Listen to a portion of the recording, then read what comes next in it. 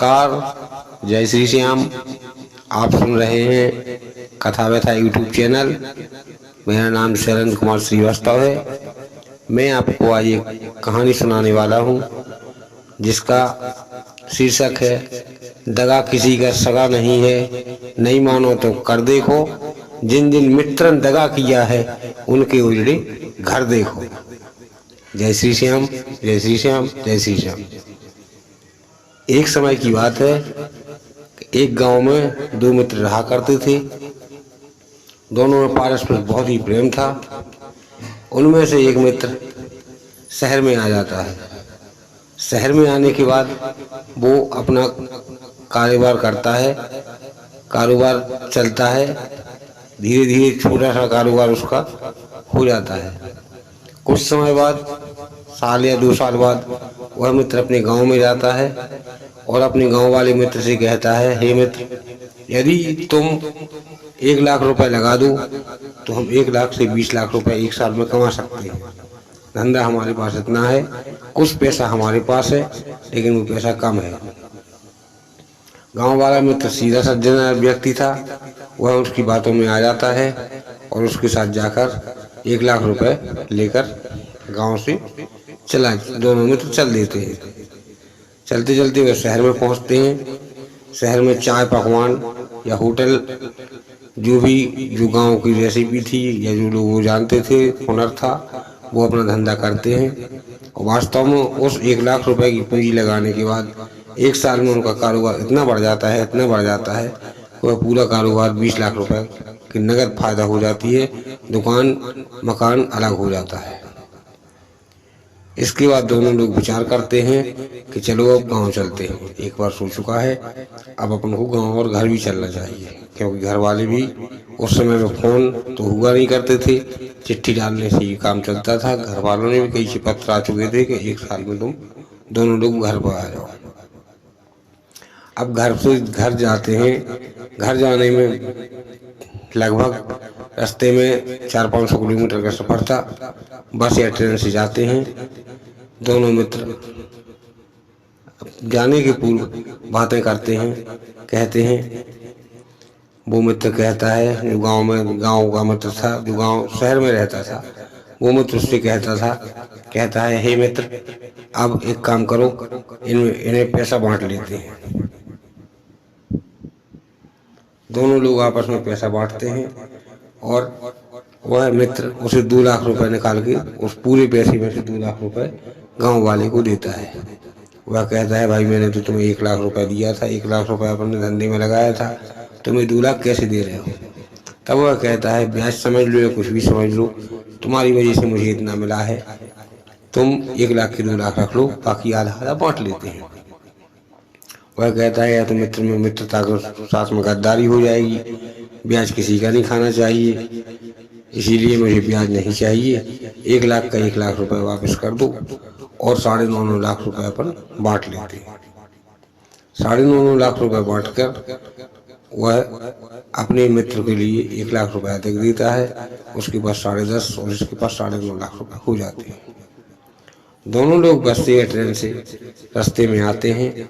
रास्ते में आते समय पे जो शहर में रहता है उसके मन में कपट आ जाता है और वह सोचता है, किसी प्रकार से यदि ये मर जाए तो पूरा पैसा मुझे मिल जाएगा। ऐसा विचार कर जब बस खूब तेज रफ्तार में चल रही होती है तो वह गेट खोलकर उसे धक्का देता है। बस की रफ्तार अधिक तेज थी और वह बस से गिरता है और गिरते ही ऑन स्पॉट उसकी मौत हो जाती है। जब वह मरता है तब वह चिल्लाने लगता है, मेरा मित्र बस से गिर गया है, मेरा मित्र बस से गिर गया है। लोग इकट्ठे होते हैं, देखते हैं तो वहाँ वह मृत पड़ा हुआ था। बस वाला कोई साधन करता है, कोई दूसरा साधन करता है और उसे उसके गांव गंतव्य स्थान तक पहुंचाता है, डेड बॉडी को। जब लाश गांव में पहुंचती है, परिवार वालों का रो रो के बुरा हाल हो जाता है। कुछ लोग कहते हैं, यदि इसके साथ नहीं जाता तो ये मरता नहीं। तमाम प्रकार के लोग बातें करते हैं। वह घर पहुंचता है, घर वालों को सांत्वना देता है, कहता है, हम दोनों लोग गए थे। 50 आदमी इकट्ठे हो जाते हैं। लोग कहते हैं, तुम लोग क्यों गए थे? तो वह कहता है हम लोग गए थे व्यापार करने के लिए, 1 लाख रुपए इसने लगाया था और उस 1 लाख का हमारे लिए 3 लाख रुपए मिला। 2 लाख रुपए फायदा मिली, 1 लाख रुपए जो इसने लगाया था, भाई ये पकड़ो इसका 1 लाख रुपए, और 1 लाख रुपए जो 2 लाख फायदा हुई उसमें से 1 लाख हमारा हुआ, 1 लाख इसका हुआ। अब ये मर चुका है, मुझे कोई फायदा नहीं चाहिए, और ये अपना 3 लाख रुपए उसके परिवार वालों को दे देता है। कहता है यदि मित्र जिंदा होता तो हम 1 लाख रुपए में भी रख लेता, लेकिन मुझे नहीं चाहिए, मेरा मित्र से बढ़ के नहीं है। घर वालों को 1 लाख की जगह 3 लाख रुपए दे देता है। घर वाले भी संतुष्ट हो जाते हैं कि चलो ठीक है, इसने गद्दारी नहीं की। यदि गद्दारी की होती तो ये 1 लाख रुपए ही ने ना देता, तो इसने तो 1 लाख की जगह 3 लाख रुपए दे दिए। अब उसके पास 18 साल 19 लाख रुपए में से 2 लाख रुपए निकालने के बाद 17 लाख में से लगभग 8 लाख रुपए उस मित्र का बच जाता है, जो उस मित्र का था। 9.5 लाख रुपए बटे हुए थे, जिसमें से वो दे देता है 8.5 या 9 लाख रुपए उसके पास मित्र की बच जाती है। अब वह बाद में शहर नहीं जाता है। गांव के आदमी कहते हैं भाई शहर क्यों नहीं जा रहे हो? तब वह कहता है मैं शहर में जाऊंगा, वही धंधा करूंगा, मुझे मित्र की याद आएगी, इसीलिए मैं शहर में नहीं जा रहा। और गांव में खेती योग्य जमीन खरीदता है, ट्रैक्टर या जो भी साधन होता है वो साधन खरीदता है, और पैसों से पैसा बहुत होता है, इसलिए सब कुछ अपना कारोबार शुरू कर देता है। जब उसका कारोबार बढ़ जाता है, खेती में सफलता मिलने लगती है, मेहनत करता है, सब कुछ करता है, धीरे धीरे कर जब पड़ोस के गांव वालों को पता चलता है, रिश्तेदारों को पता चलता है, आज के ज़माने में पैसा ही सब कुछ होता है। जिस व्यक्ति को कोई पूछता नहीं था, उस व्यक्ति के लिए तमाम प्रकार के रिश्ते आने शुरू हो जाते हैं। एक सुयोग्य कन्या से उसका विवाह कर दिया जाता है। परिवार वाले बहुत सा धन देते हैं। आप लोगों ने भी देखा होगा, किसी गांव में यदि कोई लड़का होता है, चाहे भले भी किसी जात का हो, जाति से कोई मतलब नहीं है, यदि वो कुछ नहीं करता है तब वह उसके माता पिता परेशान होते हैं कि हमारे लड़के की शादी हो जाए। और यदि सरकारी नौकरी, यदि कोई छोटी सी नौकरी चपरासी भी बन जाता है तो लोग लाखों रुपए लिए हुए आगे पीछे घूमते हैं कि भाई इतना ले लो, इतना ले लो, हमें शादी हमारी लड़की से, अपनी लड़की की शादी कर लो। ये उस समय भी होता था, आज भी होता है। उसकी अच्छे ढंग से शादी हो जाती है, सुयोग्य कन्या से उसकी पत्नी बन जाती है। धीरे धीरे समय व्यतीत होता है, भाग्य के लिखे हुए कौन टाल सकता है। धीरे धीरे समय व्यतीत होता है तो वह उसके लगभग 2 या 3 साल बाद उसके यहाँ पुत्र जन्म होता है। शादी के 2 साल या 3 साल बाद पुत्र का जन्म होता है। लोग बहुत ही खुशी मनाई जाती है लोगों में, वह पूरा परिवार आनंदित खुशियाँ से झूम उठता है। सभी लोग उस परिवार से भी आते हैं जिसका पुत्र मर गया था, वो भी खुशी में शामिल होते हैं। कहते हैं भाई होने को कौन टाल सकता है, लेकिन तुमने अच्छा किया है, किसी के साथ बुरा नहीं किया है। धीरे धीरे करते हुए वह पुत्र लगभग 7 या 8 साल का हो जाता है। उसे बीमारी घेरती है। जब वह पुत्र बीमार होता है, बीमार होने के बाद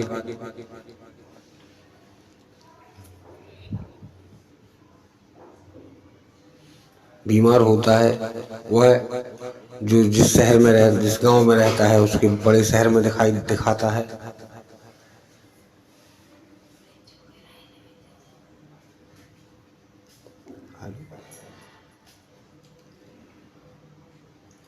बड़े शहर में दिखाता है, उससे आराम नहीं मिलता है।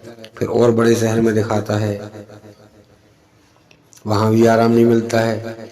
तब वहाँ पर डॉक्टर कहते हैं कि इसे विदेश ले जाना पड़ेगा, तभी इसका आराम मिलेगा, वरना हमारे अपने देश में इसकी दवा नहीं है, इसका ऑपरेशन नहीं होगा।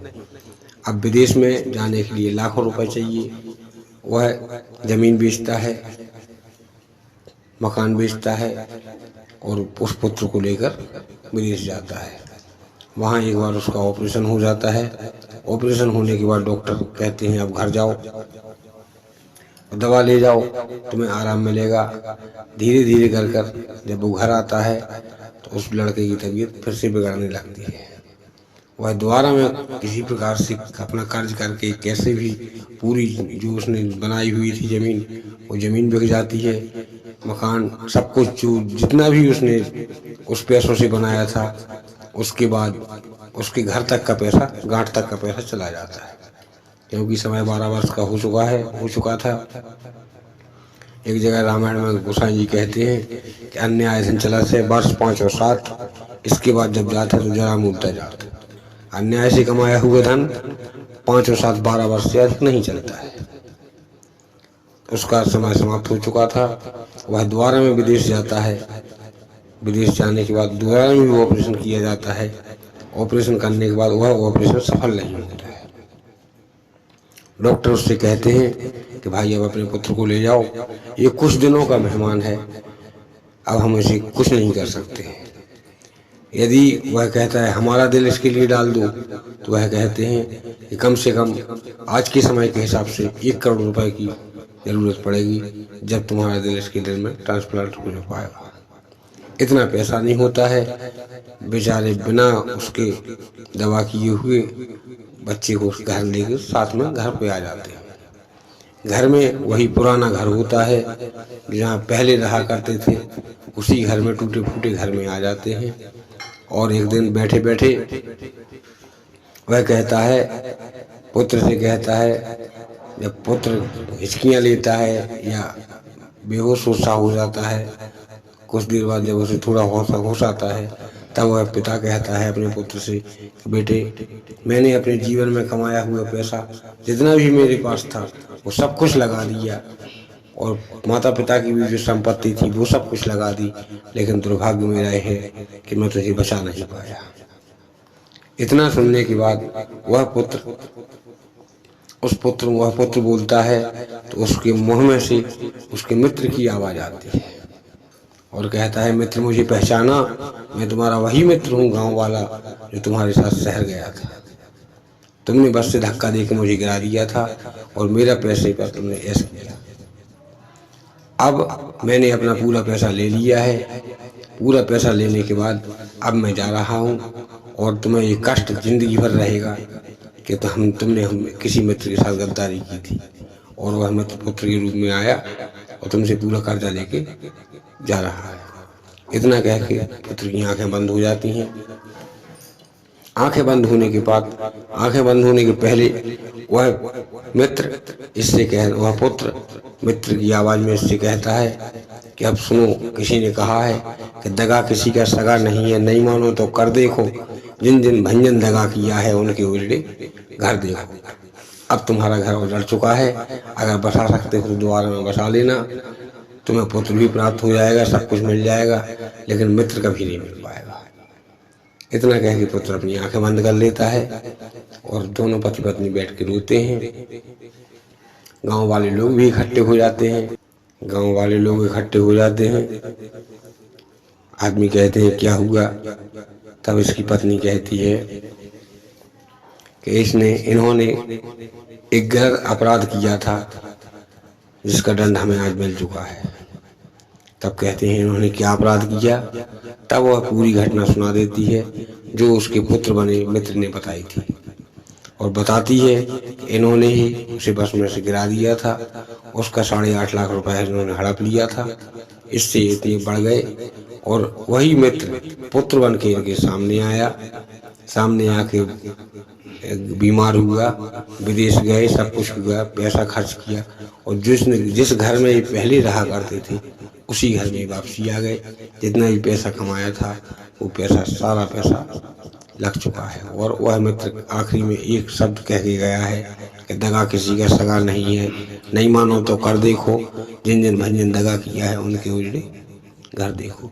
विलाप करते हैं, आदमी इकट्ठे होते हैं, पुत्र का दाह संस्कार जो भी क्रियाक्रम होता है सब करते हैं। गांव वाले कहते हैं ठीक है, तुम्हें अपने अपराध बोध की सजा मिल चुकी है, ठीक है, तुमने अपना किया हुआ भोग लिया है, अब तुम जानो तुम्हारा काम जाने। इस प्रकार से कहानी का अंत हो जाता है। जय श्री श्याम, जय श्री श्याम, जय श्री श्याम। अगर आपको कहानी अच्छी लगे तो लाइक करो, सब्सक्राइब करो, शेयर करो, कमेंट करो। जय श्री श्याम, जय श्री श्याम, जय श्री श्याम।